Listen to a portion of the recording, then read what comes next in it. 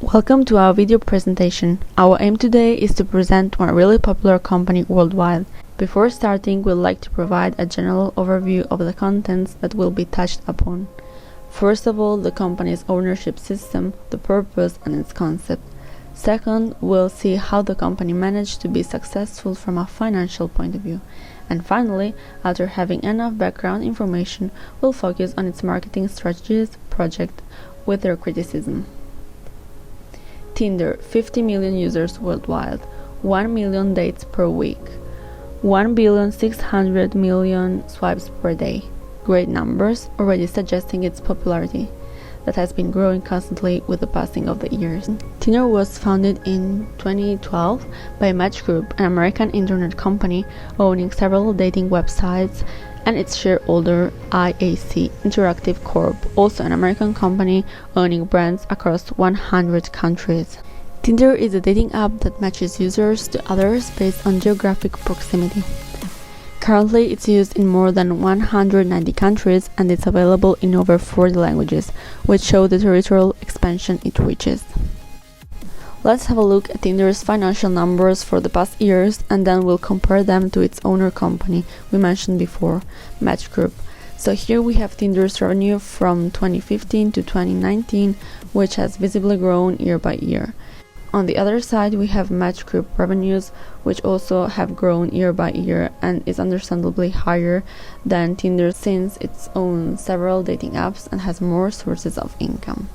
As we've seen, Tinder was founded in 2012, but numbers of subscribers started growing from 2015. So, if we think of the product life cycle analysis, the period of time between 2012 and 2015 is to be considered the introduction of the product in the market.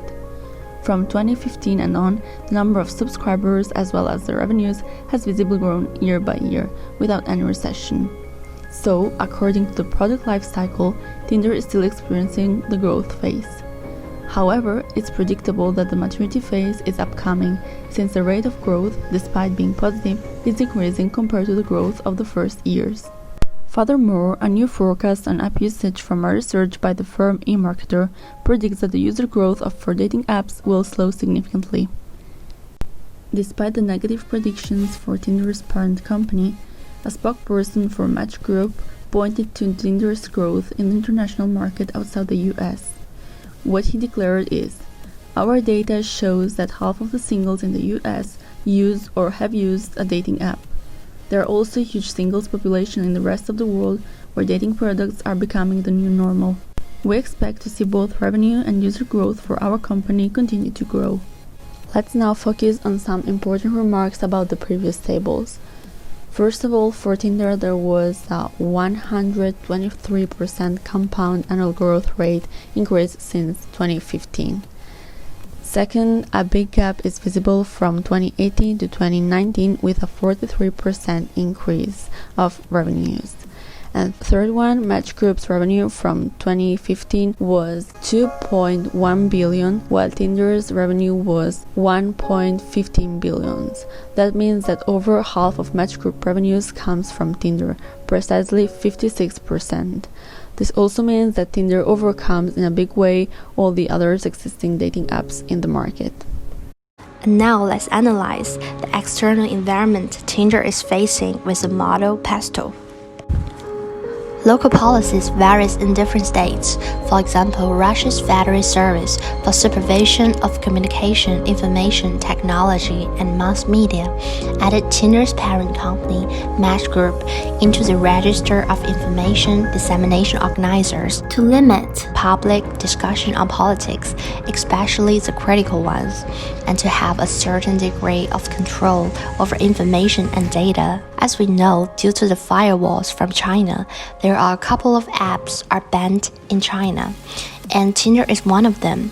And nowadays, even Chinese version Tinder has been removed from app stores amid government crackdown and cyberspace. From the economic aspect, there has been a dramatic shift in behavior metrics, which are normally stable, says Tinder's boss, Mr. Seltman. However, the economic impact of lockdown means people have less money to spend. This is not such a good news for Tinder, which is free but relies on premium subscription for its revenue. And let's give a look at social factors. The following charts illustrated the increased amount of time spending online activities and the prominent rise on dating app/websites.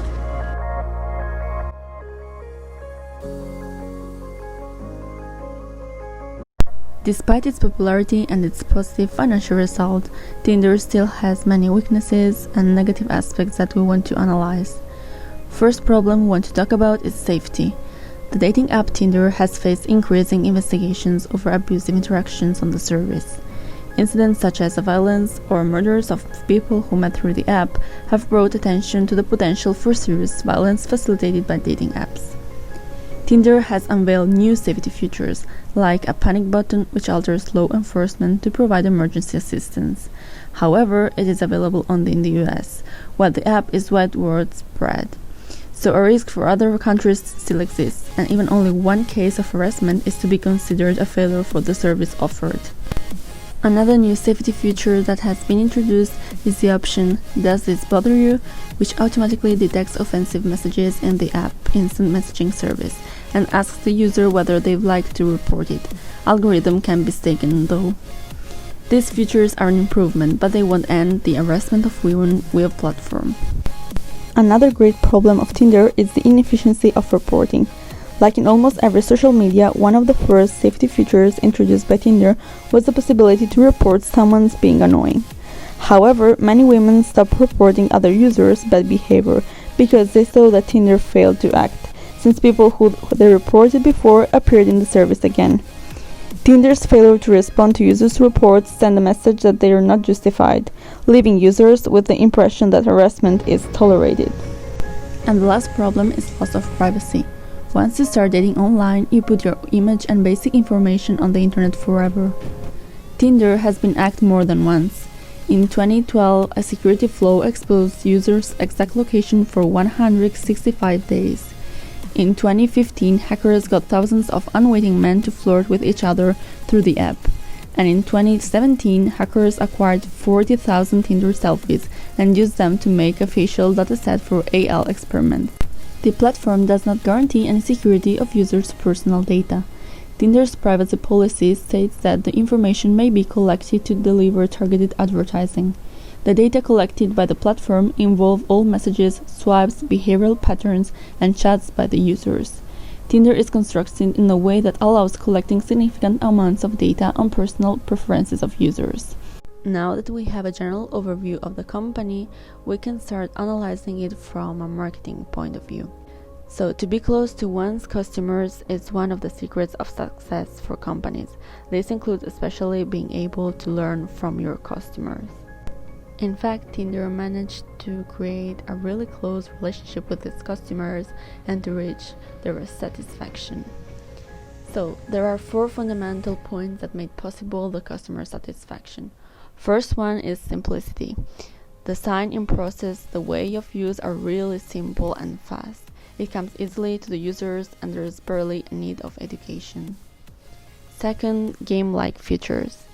As we saw, the main act is swiping left or right, which recalls the typical features of mobile games. No need of dedication. Just a relaxing game. In that sense, Tinder has changed the landscape of online dating, taking out its shame. Everyone can use it without considering it more than a simple game to spend their time. Third one, the service development. Customers need to feel that someone is taking care of them, satisfying their variable needs. That's what Tinder always tried to accomplish, with constant upgrades of quality for the speed or the bugs of the app itself from a technical point of view, but also offering services like Tinder Gold, Tinder Plus, or Tinder Concierge. They basically make possible the individualization of each customer and manage to offer him or her what most matches with their needs and wants. In some way, they learn the characteristics that distinguish them and try to offer them different products. Fourth one, security information. Online dating apps facilitate sexual assault cases. That's the reasons why Tinder wants its customers to feel safe. It has introduced panic button, photo verifications, and offensive messages reporting in order to keep a genuine environment.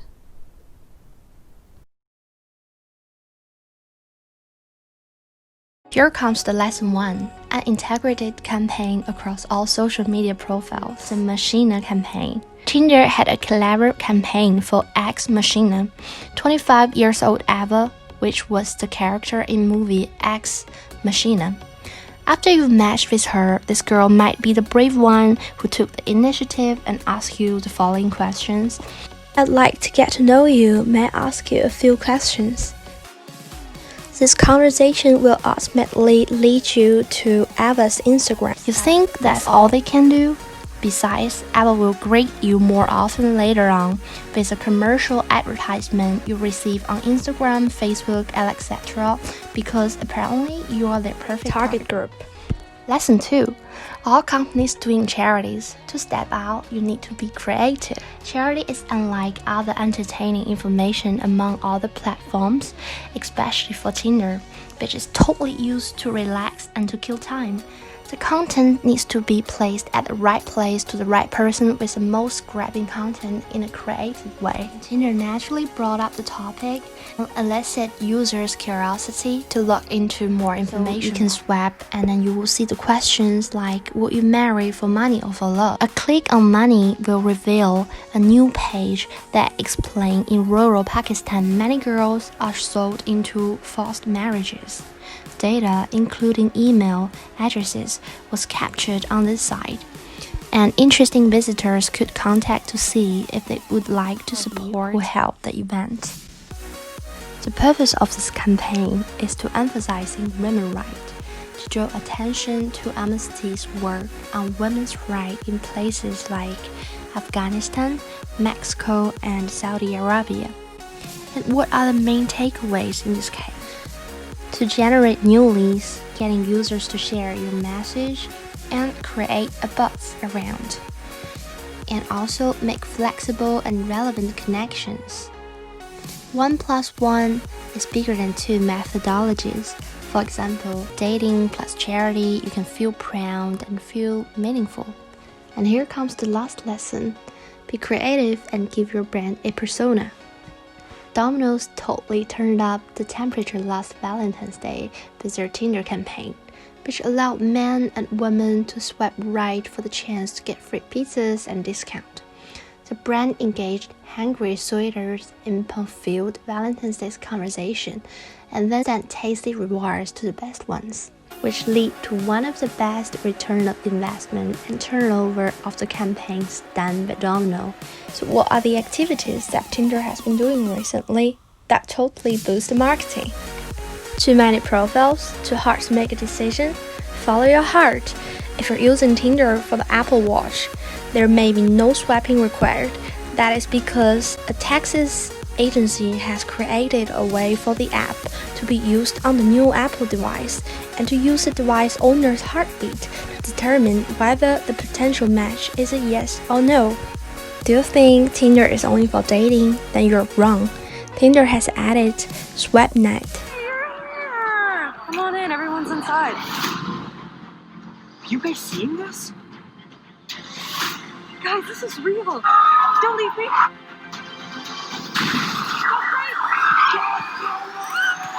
5 days straight,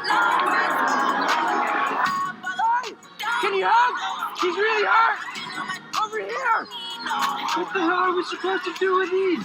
Oh my God! Right or left? I'm sorry. Who made that decision?